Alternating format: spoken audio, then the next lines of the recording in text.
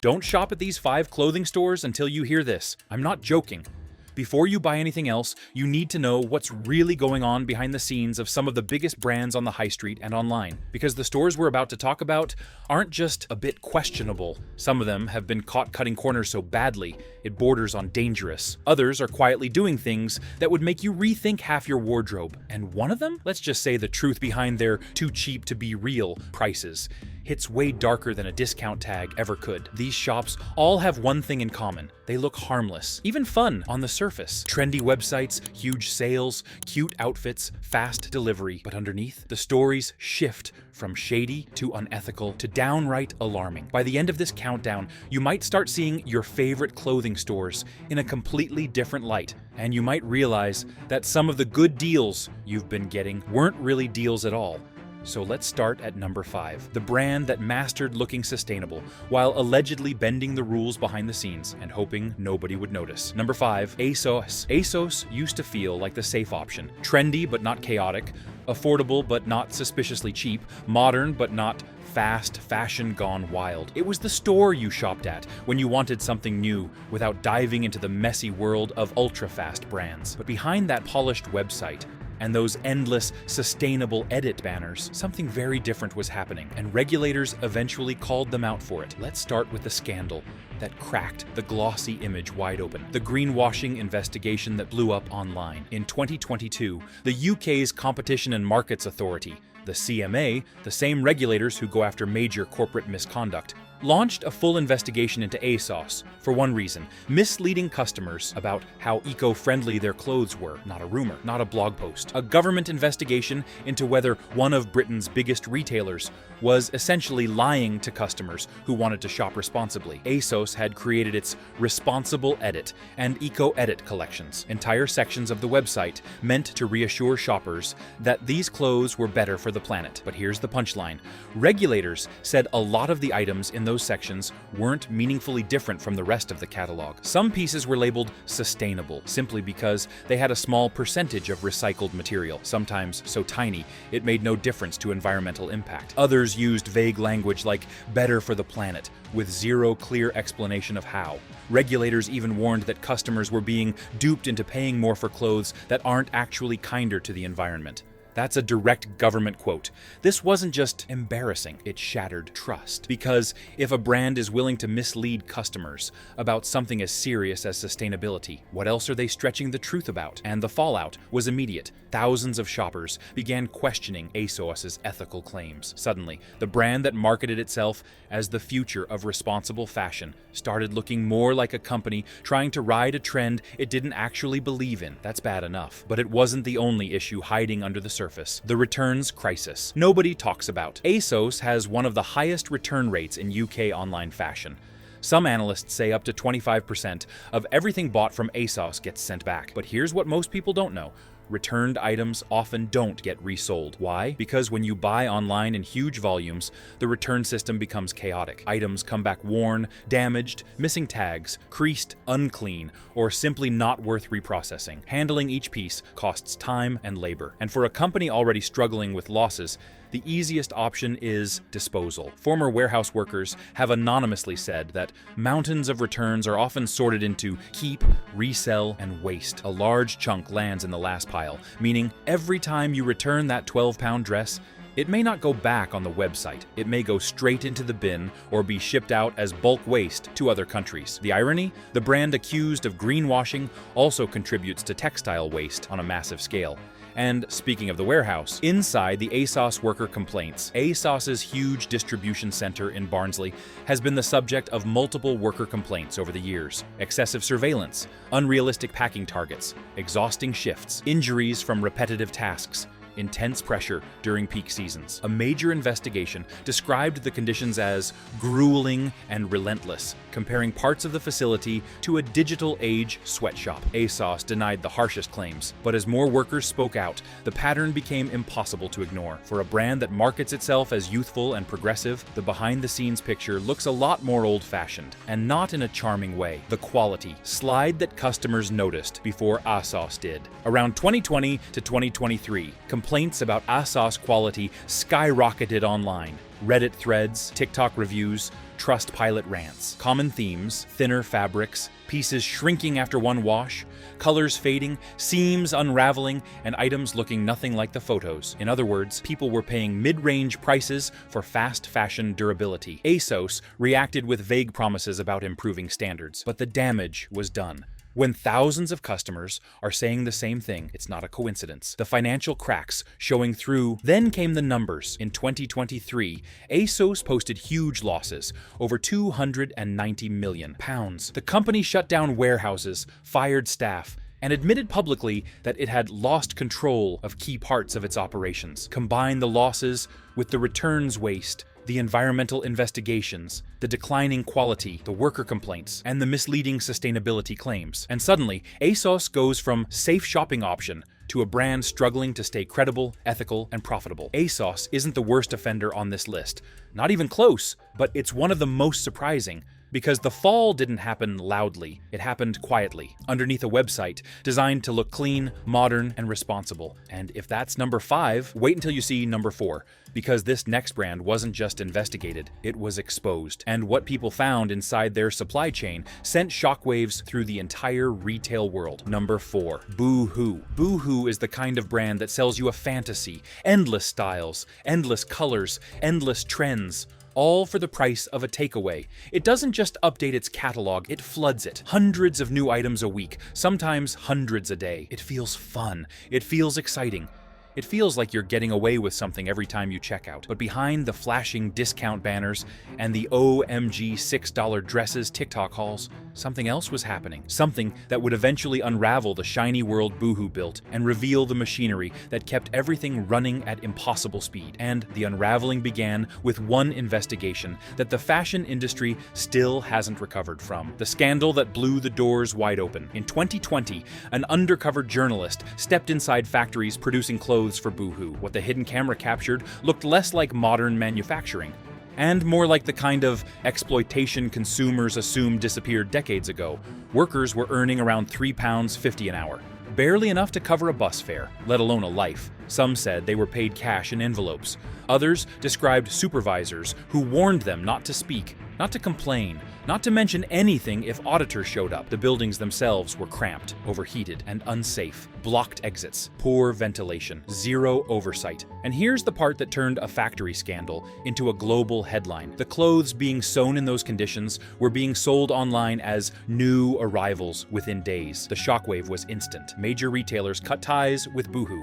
The company's value dropped by over £1 billion in less than a week. People who had been filling carts with $10 outfits suddenly found themselves asking a question Boohoo never wanted them to ask. How does this brand move so fast and sell so cheap? And once the question was out there, reporters started digging deeper. The supply chain that nobody could fully trace. Boohoo wasn't just using a handful of factories. It was using networks, sprawling, tangled networks across the UK, Pakistan, Morocco, China, and several regions in South Asia. The same patterns appeared over and over again. Overcrowded workshops, low pay, rushed orders, subcontracting that spiraled out of control. Suppliers would take on orders they couldn't realistically fulfill, then quietly pass work to shadow factories with no documentation, no safety standards, and no audits. These were the places nobody was meant to see, the places that produced clothes at the impossible pace Boohoo demanded. It wasn't one bad supplier, it was the business model. When Boohoo eventually hired auditors to investigate, the findings were grim. More than half of their supplier base failed basic international standards. Some factories lacked proper fire safety measures. Others had incomplete records or no records at all. One review even suggested Boohoo didn't fully know how many factories were producing its clothes. Imagine running a global fashion empire so fast that you can't even map your own supply chain. That's Boohoo. The quality collapse customers noticed first. While the behind-the-scenes problems spread across headlines, another quieter issue was unfolding on the consumer side. Complaints were pouring in, stitching coming loose after a single wear, colors bleeding in the wash, fabric so thin you could read through them. Customers began joking that Boohoo clothes lasted one night out and a regret. But the joke hid a truth. The clothes were being made too fast. When you push factories beyond their limit, quality becomes collateral damage. Cheap becomes disposable. Disposable becomes normal. And Boohoo leaned into that cycle with everything it had. The environmental cost that's impossible to ignore. Then there's the waste, mountains of it. Boohoo's business thrives on micro-trend consumption. Buy it, wear it twice, throw it out, buy more. Items returned in poor condition don't make it back onto shelves. Many end up as textile waste, burned or buried, because it's cheaper than repairing or reselling them. Every $8 dress comes with hidden costs that never make it onto the website: worker exhaustion, textile pollution, and massive carbon output from shipping millions of tiny parcels around the world.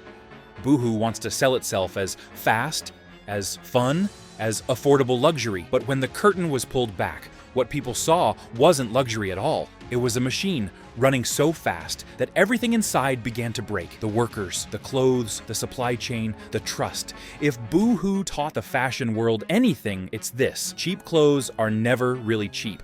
And if Boohoo's downfall shocked you, wait until you see number 3, because this next brand didn't just lose control, it lost the very identity that made it iconic. Number 3, Zara. Zara isn't just a clothing store, it's the blueprint, the original fast fashion giant. The company that turned runway looks into mall outfits in 3 weeks. For years, Zara was the cool older sibling of the fashion industry, the brand that somehow felt trendier, cleaner, more elevated than the chaos of ultra-cheap competitors. But behind the minimalist storefronts and the polished advertising, Zara has been carrying a stack of controversies that slowly caught up with it, and some of them are so specific, so shocking, and so bizarre that they barely feel real. Let's start with the scandal that still haunts the brand: the "help me" notes sewn into clothes. In 2017, shoppers in Istanbul started finding handwritten notes tucked inside Zara pockets. Not tags, not receipts. Actual notes allegedly written by garment workers. They said things like, "I made this item you are going to buy, but I didn't get paid for it." These weren't random activists planting messages. They were workers from a factory that Zara had used for years before abruptly ending the contract. According to the workers, the factory owner disappeared without paying wages, months of wages,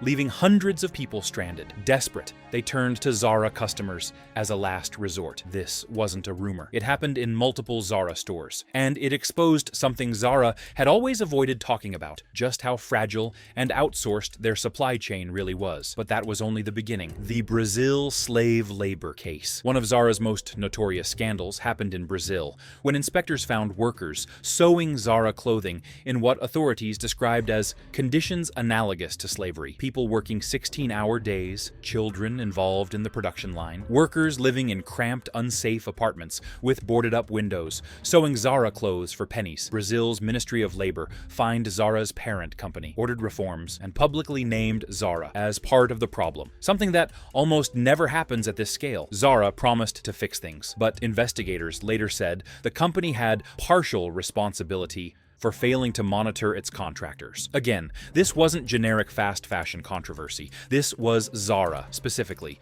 And it didn't stop there. The Syrian children discovery. In 2016, a BBC investigation found Syrian refugee children working illegally in factories in Turkey, producing clothes for Zara and other brands. Some of the kids were as young as 12, earning pennies to iron and sew adult clothing. Zara said they were concerned and would investigate. But organizations monitoring the situation said child labor in Zara's Turkish supply chain had been on their radar for years. The message was becoming clear: Zara's supply chain wasn't just fragile, it was porous. Meanwhile, the massive environmental footprint they tried to hide. Zara markets itself as sustainable and eco-conscious, but multiple environmental groups have challenged those claims. Unlike ultra-fast brands, Zara doesn't drop 10,000 new pieces a week, but it still produces hundreds of millions of items a year.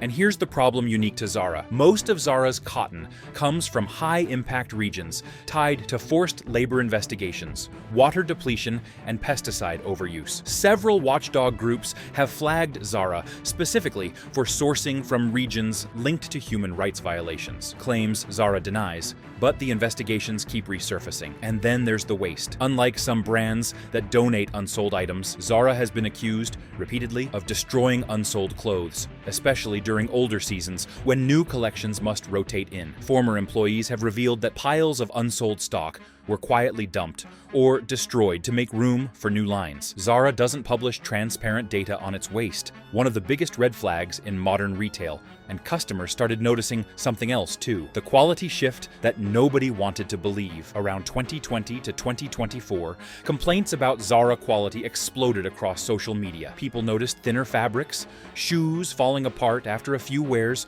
coats pilling instantly, items shrinking, stretching, warping, and clothes that looked luxurious online but flimsy in hand. It felt like the Zara people loved in the early 2000s wasn't the Zara selling clothes today. The trend cycle got shorter, the quality dipped, the prices rose, and customers started asking the question Zara never wanted them to ask. What exactly am I paying for? Zara still has the aesthetic. It still has the brand power, but the scandals, the child labor investigations, the unpaid worker notes, the Brazil case, the environmental red flags, the rising prices, and the falling quality have all piled up into a picture that's impossible to ignore. Zara isn't collapsing overnight, but it is declining. Quietly, steadily, and globally. And if Zara is slipping this hard, wait until you see number 2. Because the next brand isn't just controversial, it's chaotic, unpredictable, and so tangled in lawsuits and safety warnings that entire governments have started paying attention. Number 2, Temu. Temu arrived like a shopping fever dream.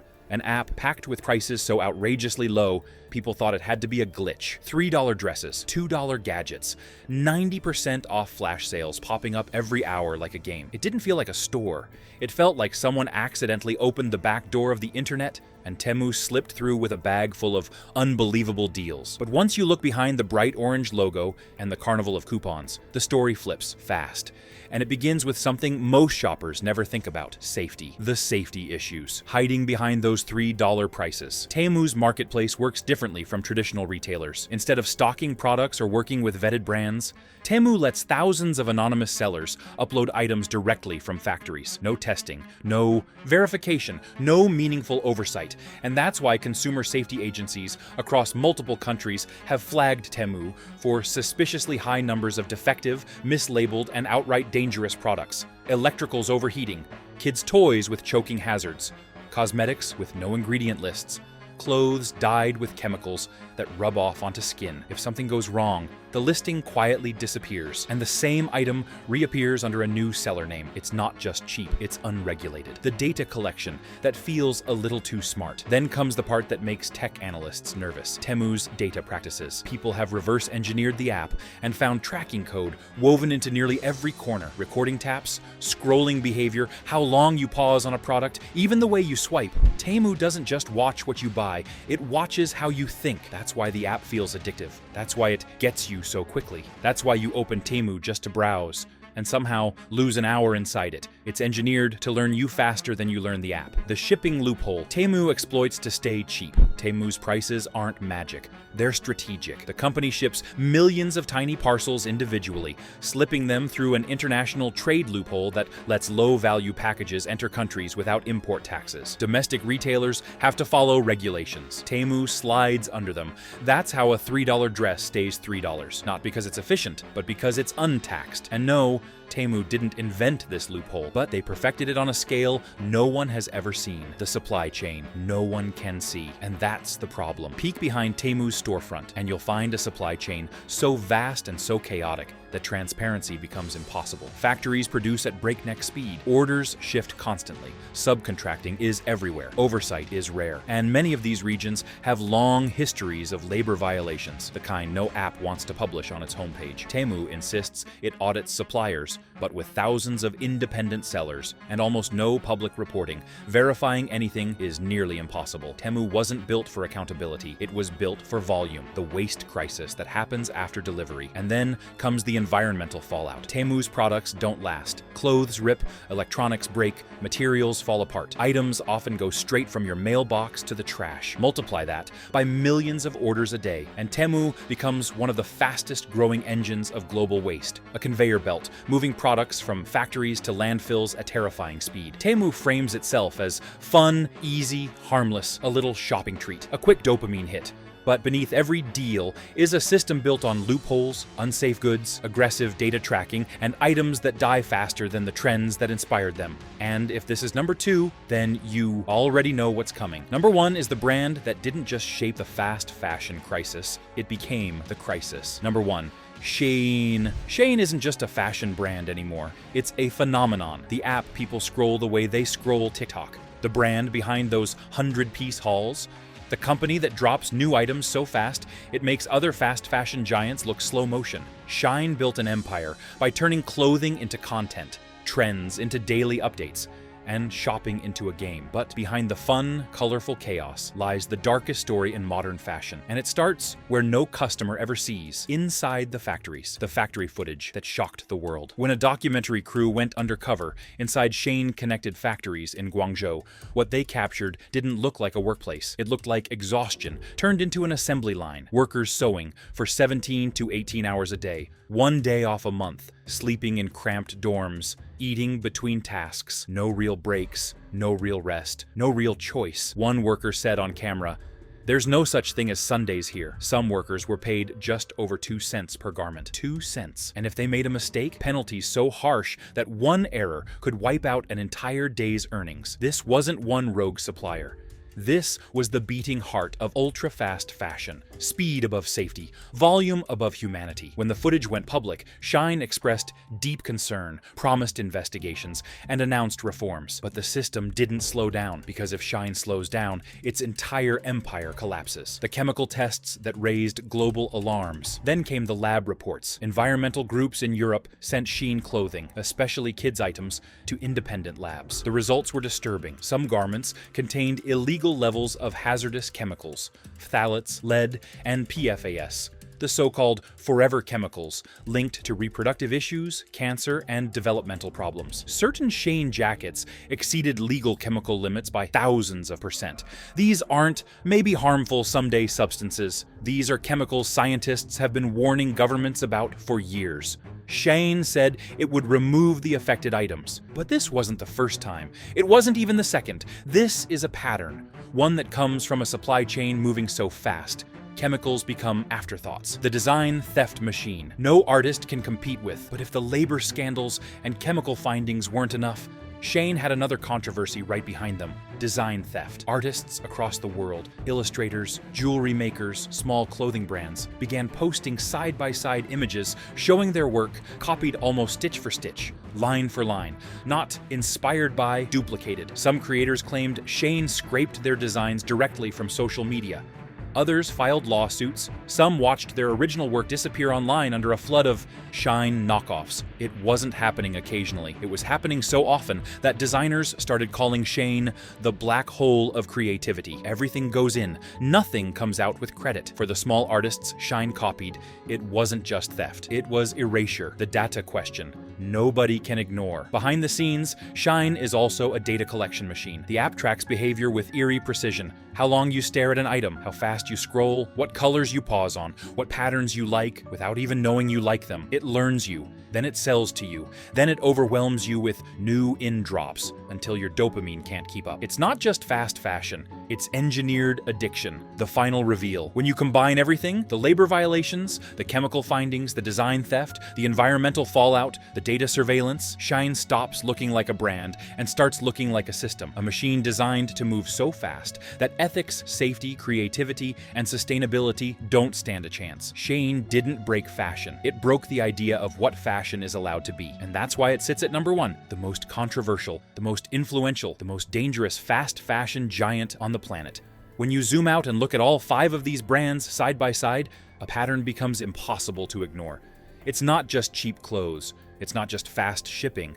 It's not just trends moving quicker than we can keep up. It's an entire system built on speed over quality, loopholes over responsibility, and volume over everything else. Asos hiding behind sustainability labels that didn't mean what they claimed. Boohoo building an empire on burnout speed production. Zara quietly slipping while scandals piled up behind its minimal storefronts. Temu flooding the world with products so cheap they barely survive a week.